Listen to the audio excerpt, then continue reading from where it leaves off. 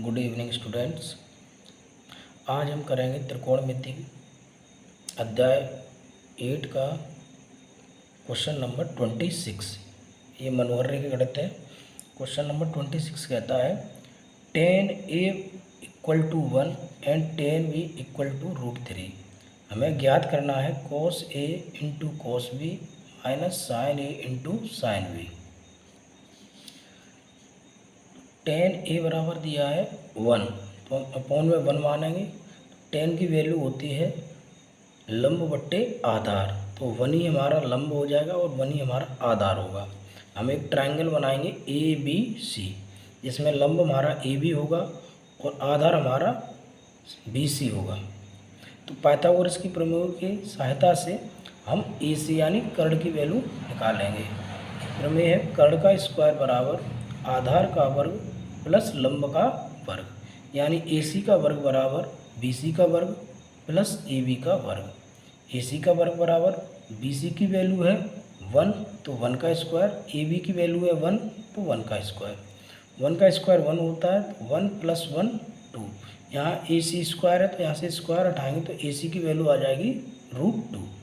इसी तरीके से हम 10b की वैल्यू हमको दी है √3, तो हम यहाँ से एक और त्रिभुज बनाएंगे ABC, जिसमें 10b की वैल्यू है √3। यहाँ पर भी अपॉन में कुछ नहीं है, तो हम क्या मान लेंगे 1। 10 का मीन्स होता है लंब बट्टे आधार, तो लंब हमारा √3 हो जाएगा और आधार हमारा 1 हो जाएगा। तो फिर से हम एक कर्ण निकालेंगे, पाइथागोरस का यूज़ करेंगे, पाइथागोरस थ्योरम का।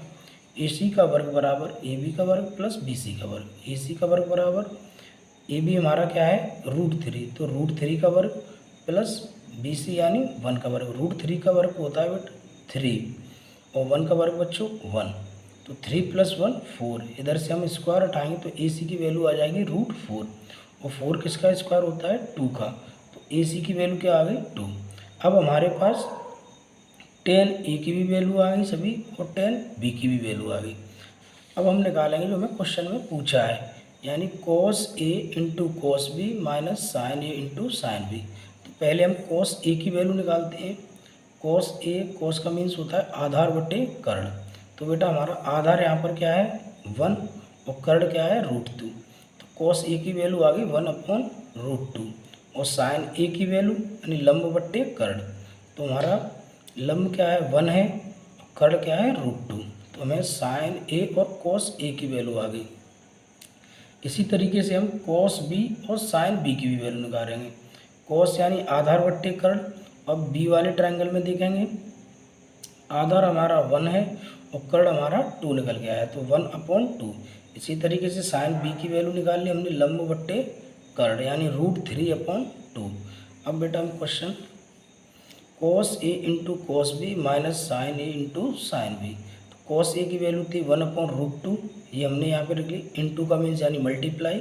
cos b की वैल्यू 1/√2, ये हमने लिखी, cos b की वैल्यू 1/2, तो यहाँ पर माइनस का साइन है, sin a की वैल्यू 1/√2 और sin b की वैल्यू √3/2। तो 1 का मल्टीप्लाई 1 में होगा तो 1 और 2 का मल्टीप्लाई √2 में होगा तो 2√2, माइनस √3 का मल्टीप्लाई 1 में होगा तो √3 और 2 का मल्टीप्लाई √2 में होगा तो 2√2। दोनों साइड हमारा डिनोमिनेटर सेम है यानी हर सेम है, तो ऊपर की जो न्यूमरेटर है यानी अंश अगर वो ऐड हो रहे हों तो मैंने ऐड कर देते हैं, और अगर वो माइनस हो रहे हैं तो मैंने माइनस कर देंगे। तो 1 - √3/2√2, 2√2 हमारा क्या आ जाएगा LCM आ जाएगा। तो हमारा फाइनल आंसर क्या होगा 1 - √3/2√2। इसी तरीके से हम अब वाला नेक्स्ट क्वेश्चन देखेंगे।